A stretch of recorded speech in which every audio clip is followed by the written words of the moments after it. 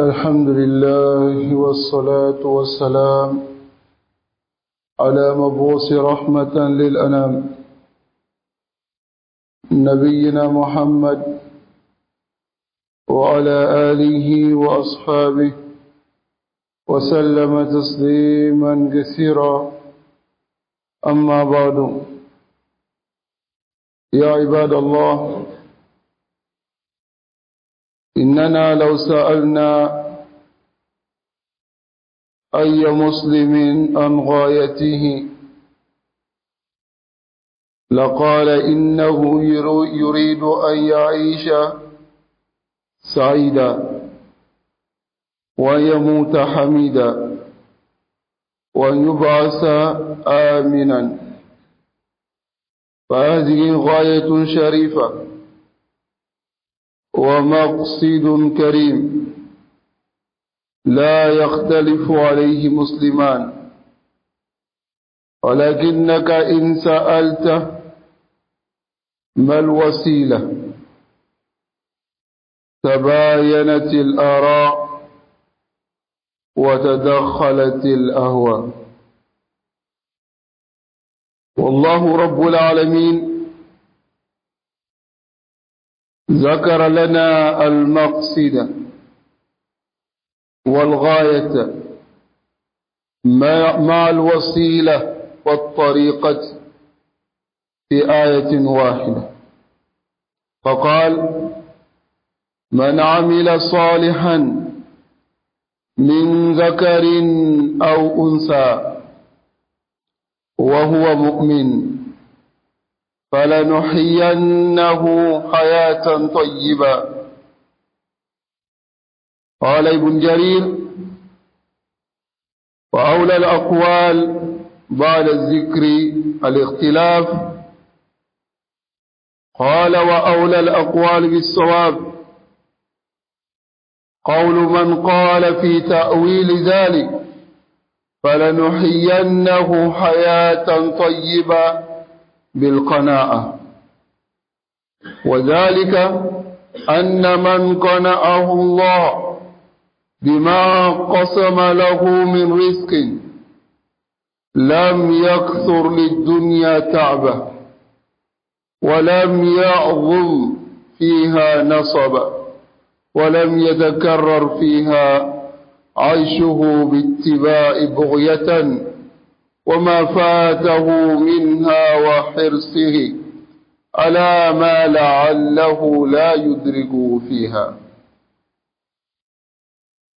وأيضا لا يقتصر ذلك على سنوات يقضيها الإنسان في هذه الدنيا، بل يمتد. ولنجزينهم أجرهم بأحسن ما كانوا يعملون.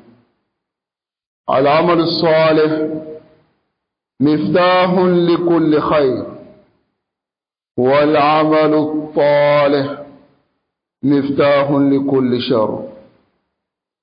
يا عباد الله، الحياة الطيبة ليست طيب مأكل ولا حسن ملبس ولا هنيء مسكن. كل تلك الصور قد يدركها بها الإنسان شيئا من نعيم الدنيا، لكن ذلك كله يتلاشى أمام ما في القلب من حب الله وتعظيمه نتيجة العمل الصالح. Toute la louange appartient à Allah subhanahu wa ta'ala. Que le salut et la paix d'Allah soient sur son messager Muhammad sallallahu alayhi wa sallam, ainsi que sa famille et ses compagnons, et toute personne qui suivra cette voie jusqu'au jour de la résurrection. Ô serviteurs d'Allah, si on posait la question à chacun d'entre nous, à tous les musulmans, quel est ton objectif sur cette terre?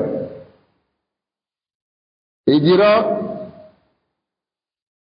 je veux vivre une vie agréable et mourir pendant qu'on fait mes louanges et être ressuscité en sécurité, sans être craint par le fait de rentrer dans le feu de l'enfer. Alors sachez ici que cela est un objectif qui est noble. Et deux musulmans ne se divergent pas à ce sujet. C'est-à-dire tous les musulmans, chacun d'entre eux, veulent vivre une vie agréable et ensuite mourir sur la bonne voie et être ressuscité et rentrer au paradis. هذا مقصد كل مسلم. C'est l'objectif et le but de tous les musulmans. لا يختلف عليه مسلمان أبدا. ولكنك mais si tu leur demandes quels sont les moyens qui vous mènent à cette vie agréable et à cette bonne fin sur l'islam et à rentrer au paradis, bien sûr qu'il y a des moyens à utiliser. Alors, tabayanatil ara, tu verras les opinions s'éloigner, car ils n'auront pas les mêmes opinions. Tu verras aussi que les passions vont pénétrer dans ce qu'ils vont dire. Voilà que notre Seigneur Allah subhanahu wa ta'ala, il a mentionné cet objectif. Il a ensuite mentionné le moyen qui peut nous permettre d'atteindre ce bonheur dans cette vie d'ici-bas et dans l'au-delà. Il nous a mentionné ce moyen-là. Il a dit dans sa parole, dans Surat An-Nahl, il dit Man amila salihan, celui qui fait la bonne action, min zakarin ou unsa, qu'il soit un homme ou une femme, Allah dit falanuhyiyannahu hayatan tayyiba. Nous allons lui faire vivre une vie agréable. Une vie agréable. Alors cette vie agréable, les savants du tafsir ont dit plusieurs paroles à ce sujet. La parole d'Ibn Abbas, la parole de Mujahid, la parole de Hassan al-Basri, la parole de nos salafs à ce sujet. Et Ibn Jarir, il dit la parole qui est la plus correcte au sujet de la وَلَنُحْيَنَّهُ حَيَاةً طَيِّبًا. Nous allons lui faire vivre une vie agréable. Alors il dit la parole la plus correcte, c'est ceux qui disent nous allons lui faire vivre une vie agréable par al-qana'a, la suffisance. Lemada. Car le messager d'Allah sallallahu alayhi wa sallam, il n'était pas riche. Il a vécu une vie agréable. Les Sahaba radiyallahu ta'ala anhum, ils n'étaient pas riches, mais ils ont vécu une vie agréable. La majorité des compagnons. Mal hayat tayyib. Al hayat tayyib bil qana'a, c'est la suffisance. Alors celui à qui Allah subhanahu wa ta'ala lui accorde la suffisance, il se suffit de ce que Allah subhanahu wa ta'ala lui donne. Il ne va pas augmenter et se forcer et se fatiguer. Et ensuite, la dunya n'aura pas de valeur à ses yeux. Car la personne dont la dunya a une valeur, a une grande valeur à ses yeux, Huwa fi ta'abin wa nasab. Il est dans une fatigue qui ne finit jamais. Car, fihi shara wa tama. Il a ce qu'on appelle ashara wa tama, le désir qui ne finit pas. Yajma, wa yajma, wa yajma. Wa hadha, celui-là, il ne vit pas une vie agréable. Ensuite, si Allah subhanahu wa ta'ala donne à celui-là qui a fait la bonne action cette vie agréable qui est la vie de suffisance, alors ça ne se limite pas à cela. Allah dit وَلَنَجْزِيَنَّهُمْ, et nous allons les récompenser أَجْرَهُمْ, par une récompense à cause de ce qu'ils ont fait sur cette vie d'ici-bas comme bonne action. وَلَنَجْزِيَنَّهُمْ أَجْرَهُمْ, nous allons les récompenser بِأَحْسَنِ مَا كَانُوا يَعْمَلُونَ, par meilleur que ce qu'ils faisaient dans cette vie d'ici-bas. Ah, le paradis. Alors, al-amal salih, la bonne action, miftahun li kulli khayr, c'est une clé qui mène à tous les vies. Tu veux le bonheur dans cette vie d'ici-bas et dans l'au-delà, écoute la parole de ton Seigneur. C'est lui qui t'a créé. Il dit man amila salihan, celui qui fait la bonne action, min dakarin ou unsa, mâle comme femelle, c'est-à-dire un homme ou une femme. Il dit وَلَنُحْيَنَّهُ حَيَاةً طَيِّبًا, nous allons lui accorder une vie agréable.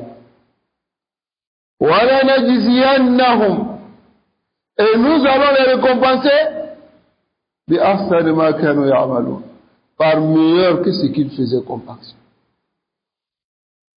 Ya ibadallah, ô serviteurs d'Allah, sachez que la bonne vie n'est pas de rassembler les bonnes nourritures, ni de porter de beaux vêtements, ni d'avoir une belle maison.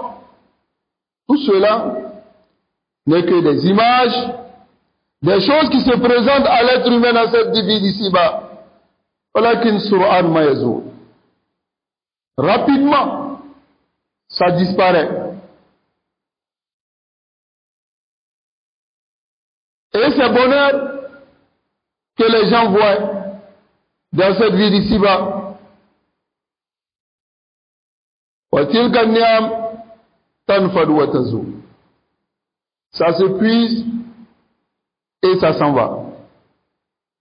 Comme Allah le dit dans Surat An-Nahl, il dit مَا عِنْدَكُمْ يَنْفَدُ, ce qu'il y a auprès de vous va finir, va s'épuiser. وَمَا عِنْدَ اللَّهِ بَاقٍ, mais ce qui est auprès d'Allah va rester à jamais.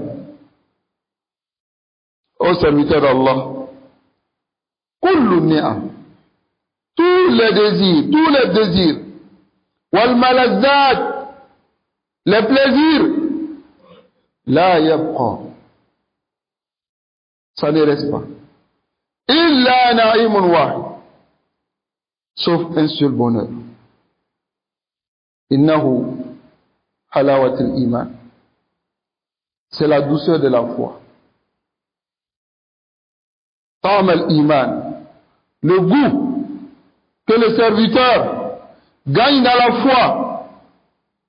Alladhi man wajada, celui qui gagne ce goût-là et cette douceur, wajada sa'ada, il aura le bonheur bi akmaliha, dans toute sa complexité. Lakin celui qui perd cela, alors lam yughnihi mata'ud dunya, les plaisirs de la dunya, les délices de la dunya ne vont pas lui profiter. Ô serviteurs d'Allah, ij'alu humumakum faites de vos soucis dans cette dunya hamman wahida, un seul souci. Ta'ishuna aisha ar-ragd, vous allez vivre une vie de luxe. Wa in kuntum ma'dumina fi dunya, même si vous n'avez rien dans cette dunya. Wa sallallahu wa sallam ala nabiyyina Muhammad wa ala alihi wa ashabihi ajma'in.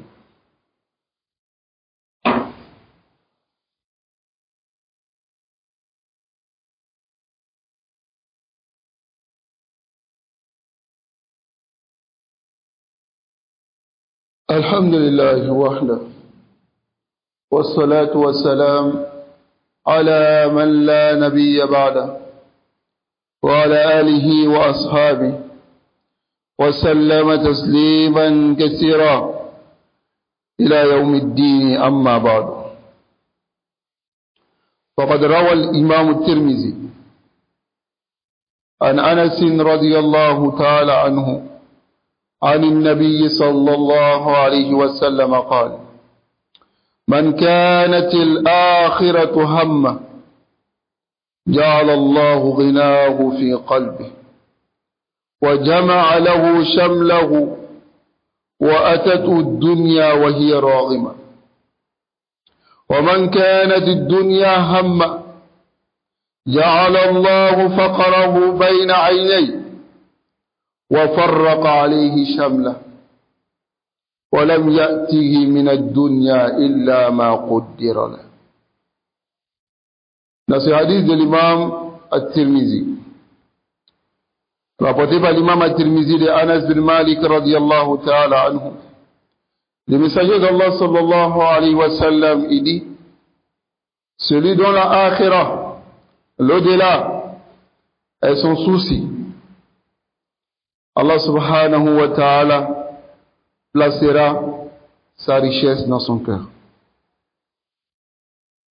Yakunu qani'an. Il aura une suffisance intérieure. Une fois halawatul iman, il aura cela dans son cœur. Wa jama'a lahu shamla, et Allah va lui rassembler tous ses objectifs en un seul objectif,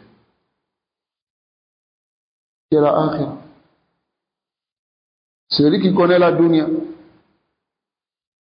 wa ya'rif annahu za'i, il sait que la dunya va partir, alors yajma'u shamla, Allah subhanahu wa ta'ala, il permet que cette personne rassemble tous ses objectifs en un seul objectif. Et Rasul sallallahu alayhi wa sallam dit: wa atatu dunya, et la dunya va lui venir sans qu'il ne cherche cette dunya. Car nous avons la compréhension. Mais celui dont son souci est la dunya, Allah placera sa pauvreté devant ses yeux ou entre ses yeux. Da'iman, tu verras que cette personne, qu'est-ce qu'il fait à sa richesse? Il a toujours des problèmes. Et ces problèmes dépassent tout le monde. Tu verras que cette personne, malgré sa richesse, il a toujours des soucis. Al-Humum, toujours des soucis. Tu verras que cette personne, malgré sa richesse, Ahzanuhu, ses soucis et ses tristesses ne finissent pas. C'est la parole du messager d'Allah sallallahu alayhi wa sallam. Il dit: wa farraqa alayhi shamla, Allah lui disperse ses objectifs. Il n'a pas un seul objectif. Il veut faire ça, il veut faire ça, il veut faire ça. Mais dans tous les objectifs qu'il met en place, il n'y a même pas un seul objectif pour lui, pour la akhirah. La majorité d'entre eux sont ainsi. Et Allah dit: Alhaakumut takasur, vous resterez à rassembler. Hatta zurtumul maqabir, jusqu'à ce que vous visitez les tombes. Alors celui qui met la dunya comme souci, voilà comment Allah subhanahu wa ta'ala va lui disperser ses objectifs. Mais malgré tous ces efforts qu'il va faire, ce qui va venir de la dunya vers lui, c'est ce que Allah a déjà décrit. S'il avait fait tous ces efforts, il allait avoir la même chose. S'il ne faisait pas aussi ses efforts, il allait avoir la même chose. S'il se donnait à l'adoration, il allait avoir la même chose. Il a perdu le temps que Allah subhanahu wa ta'ala lui a donné dans l'adoration. Pour l'adorer, pour mettre cela dans ses umur dunya et oublier ce qu'Allah subhanahu wa ta'ala. C'est pourquoi Allah l'a créé. Il a oublié cela. Ya ibadallah. Ibn Qayyim rahimahullah, il dit wa ayyu hayatin atyab. C'est quelle vie qui est plus agréable, puisque la vie de celui dont Allah a rassemblé tous ses soucis en un seul souci, qui est la recherche de l'agrément d'Allah subhanahu wa ta'ala, au serviteur d'Allah. Celui qui veut une vie agréable, il adore Allah. Celui qui veut une vie agréable dans cette vie d'ici-bas, qui reste sous les ordres d'Allah, car cette dunya appartient à Allah. Et c'est lui qui te rendra agréable cette vie d'ici-bas. Ce n'est pas ce qui est dans ta main qui te rendra cette vie agréable, qui te mettra dans le bonheur. Il y a combien de personnes, ils ont tout dans cette vie d'ici-bas. Mais le souci les hante jusqu'à ce qu'ils vont se suicider. La vie n'a plus de sens pour eux. Alors qu'ils ont une très grande richesse. Qu'est-ce qui les arrive? Allah subhanahu wa ta'ala, il leur a pas donné ce qui te rend cette vie agréable. Il leur a pas donné ce qui rend leur vie agréable. Parce qu'ils se sont détournés du rappel d'Allah subhanahu wa ta'ala. Iqbilu ala ta'at. Dirigez-vous vers les adorations. Restez concentrés. Adorez Allah subhanahu wa ta'ala. Et vous vivrez une vie agréable. Et vous allez mourir d'une mort aussi agréable. Allah subhanahu wa ta'ala nous facilite cela. اللهم اصلح لنا ديننا الذي هو عصمة أمرنا وأصلح لنا دنيانا التي فيها معاشنا وأصلح لنا آخرتنا التي إليها معادنا واجعل الحياة زيادة لنا في كل خير واجعل الحياة زيادة لنا في كل خير واجعل الحياة زيادة لنا في كل خير والموت راحة لنا من كل شر. اللهم أعز الإسلام والمسلمين وأعز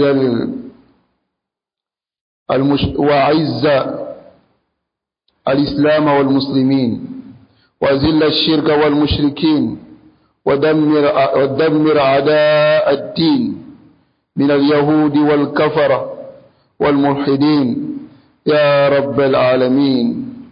إن الله وملائكته يصلون على النبي يا أيها الذين آمنوا صلوا عليه وسلموا تسليما.